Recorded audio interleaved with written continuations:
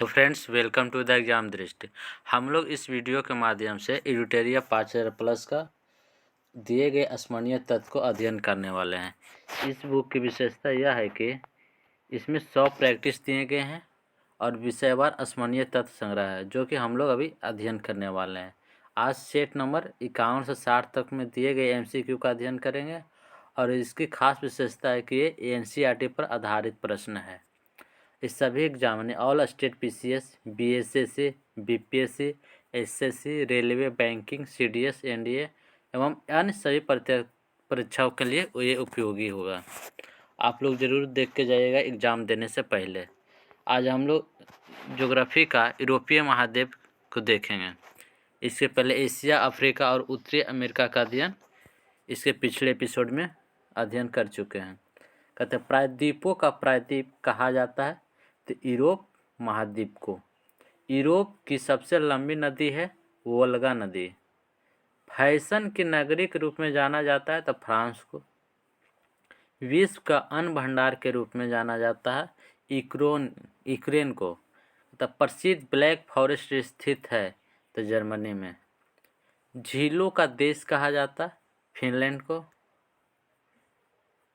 Europe का भारत कहा जाता है किसे तो इटली को, क्योंकि कृषि प्रधान देश होने के कारण। फ्रांस को यूनाइटेड किंगडम से अलग करता है English channel. Playground of Europe के नाम से जाना जाता है तो स्विट्जरलैंड को। इटली की गंगा कहा जाता है पो नदी को। कहता काकेशस राज्य के रूप में जाना जाता है जॉर्जिया, आर्मेनिया एवं अजरबैजान को। फ्रेंड्स, यदि हमारे चैनल पर पहली बार विजिट कर रहे हैं तो चैनल को सब्सक्राइब एंड बेल आइकन को दबा दें ताकि लेटेस्ट वीडियो का नोटिफिकेशन पहले आप तक पहुंचे। अब हम लोग विभिन्न देशों के क्या देखने वाले हैं तो उसके बीच स्थित पर्वत। कहता है पिरेनीज पर्वत किसके बीच है? फ्रांस एवं स्पेन के बीच स्थित है पिरेनीज पर्वत। और आल्प्स पर्वत है जो फ्रांस एवं इटली के बीच है। और फ्रांस एवं स्विट्जरलैंड के मध्य में जूरा पर्वत है। कौन सा है तो जूरा पर्वत।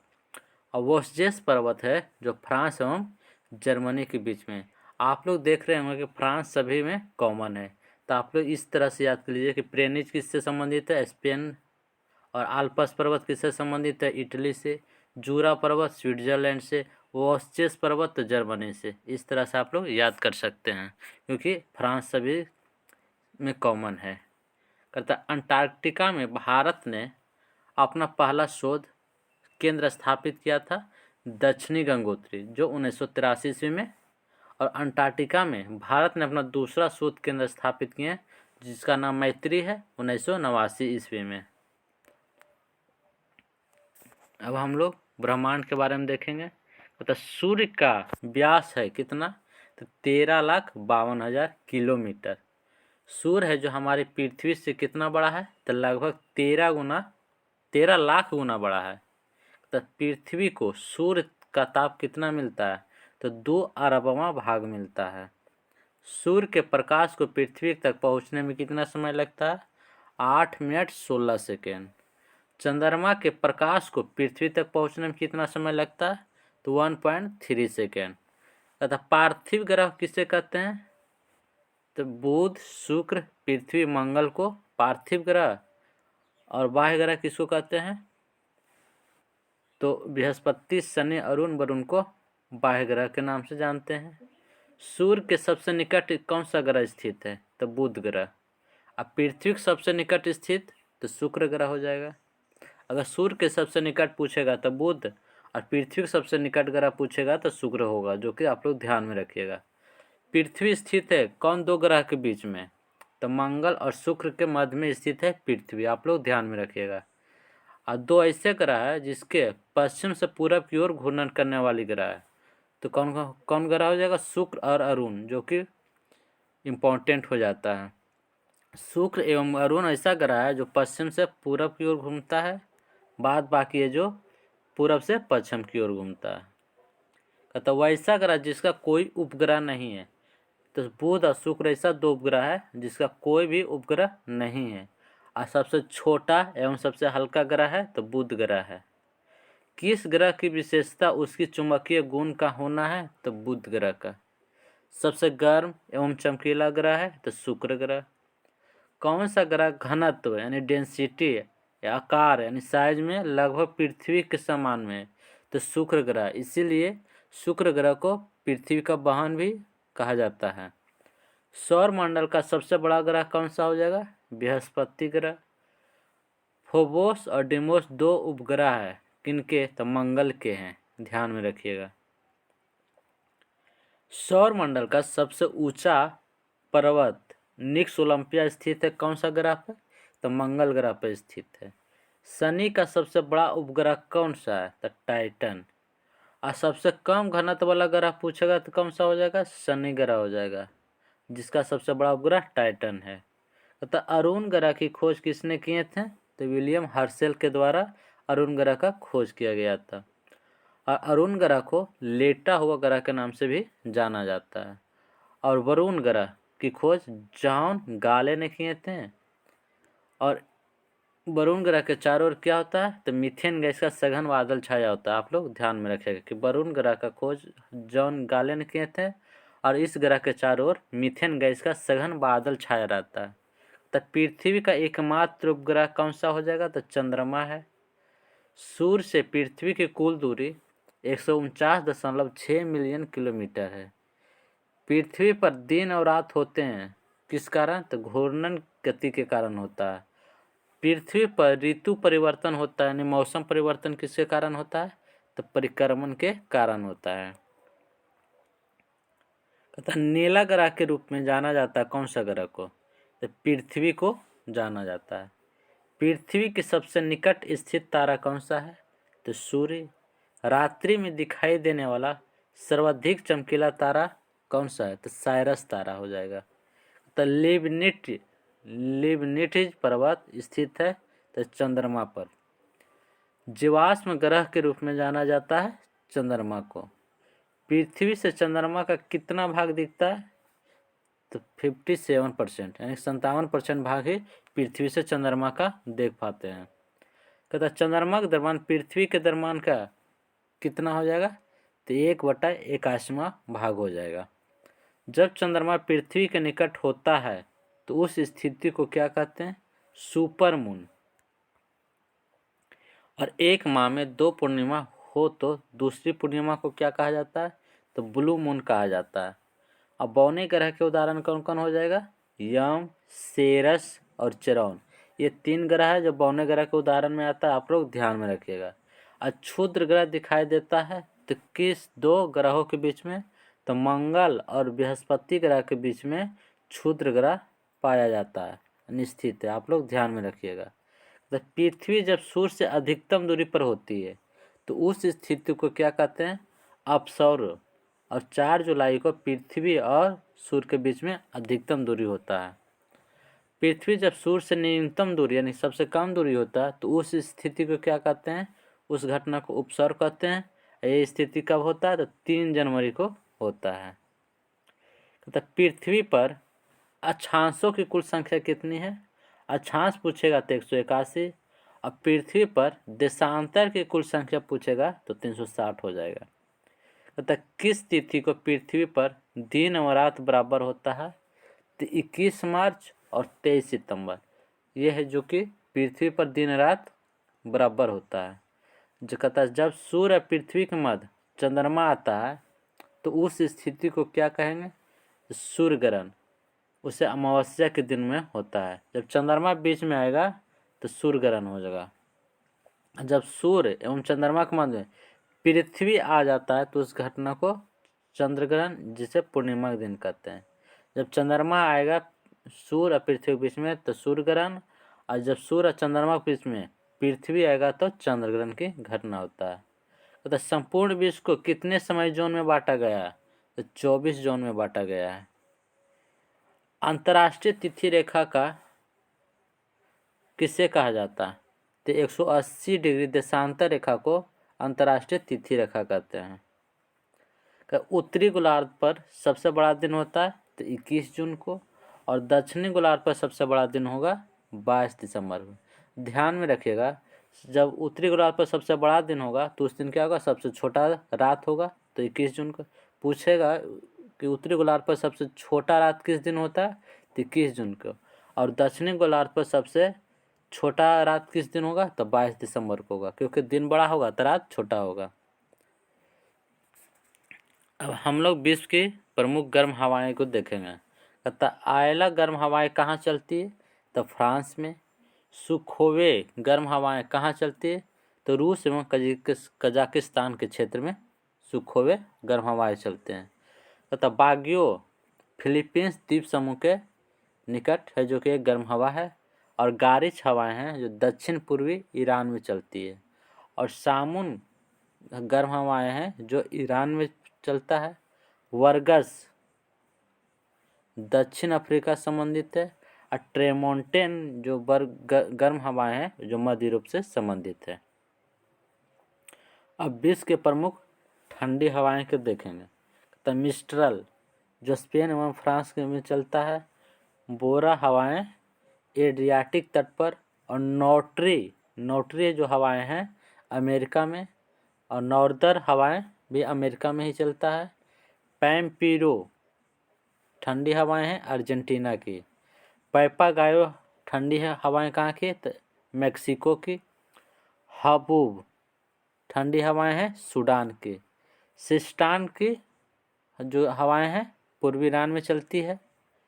नेवाडोस ठंडी हवाएं हैं इक्वाडोर की। विलीबावा हवाएं हैं ठंडी है जो अलास्का की। अब एशिया में स्थित प्रमुख मरुस्थल को देखेंगे। अतः अल नाफूद मरुस्थल कहाँ स्थित है? तो सऊदी अरब में। दस्त एलूट जो कि ईरान में है। थार मरुस्थल भारत एवं पाकिस्तान में स्थित है। टकला मकान मरुस्थल चीन में। गोबी मरुस्थल चीन एवं मंगोलिया में स्थित है। अब अफ्रीका में स्थित प्रमुख मरुस्थल को देखें। कालाहारी मरुस्थल है जो दक्षिण अफ्रीका में। और सहारा मरुस्थल उत्तरी अफ्रीका में चलता है यानी स्थित है। आप लोग ध्यान में रखिएगा, ये दोनों कन्फ्यूजन नहीं होना। दक्षिण अफ्रीका में पूछेगा तो कालाहारी मरुस्थल, उत्तरी अफ्रीका में पूछेगा तो सहारा मरुस्थल। जुराब मरुस्थल है जो चाड में। बायुदा मरुस्थल है जो सूडान में। अल जौफ मरुस्थल है जो माली में स्थित है। हम लोग उत्तरी अमेरिका में स्थित प्रमुख मरुस्थल को देखेंगे। कहता रेड डिजर्ट कहाँ स्थित है? यूएसए। मोजावे यूएसए। कोलोराडो यूएसए, ये तीनों यूएसए में है। रेड डिजर्ट, मोजावे, कोलोराडो।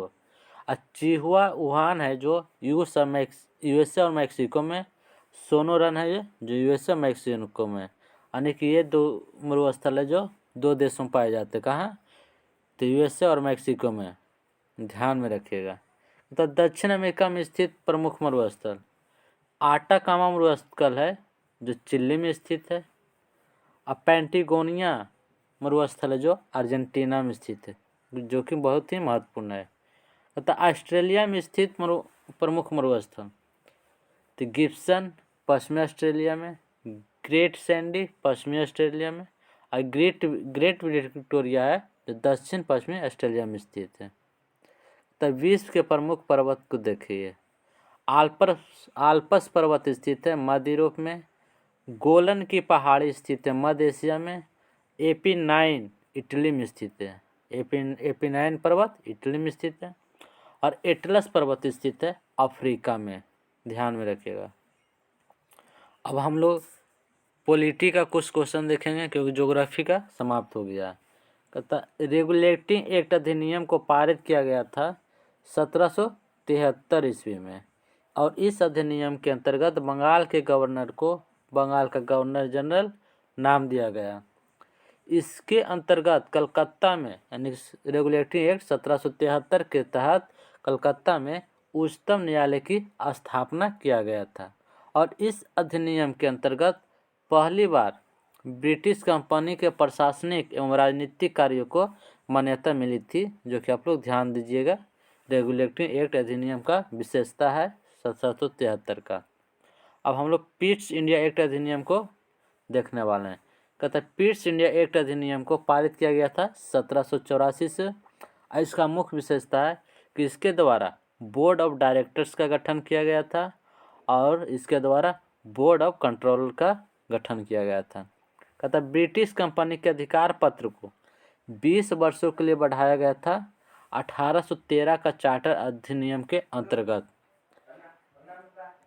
भारत का कंपनी के साथ व्यापारिक एकाधिकार को छीन लिया गया, परंतु चीन और तथा पूर्वी देशों के साथ चाय के व्यापार का एकाधिकार प्राप्त था। कौन सा अधिनियम के अंतर्गत? 1813 का चार्टर अधिनियम के अंतर्गत था। तथा इस अधिनियम के अंतर्गत ईसाई मिशनरीज को भारत को आने की अनुमति मिली थी। ब्रिटिश कंपनी के साथ व्यापारिक एकाधिकार को पूर्णतः समाप्त किया गया था। कब? तो 1833 का चार्टर अधिनियम के अंतर्गत। बंगाल के गवर्नर जनरल को भारत का गवर्नर जनरल कहा जाने लगा और गवर्नर जनरल की परिषद में विधि सदस्य के रूप में चौथे सदस्य को शामिल किया गया था 1833 का चार्टर अधिनियम के अंतर्गत। और इस अधिनियम के अंतर्गत लॉर्ड मैकाले की अध्यक्षता में प्रथम विधि आयोग का गठन किया गया था।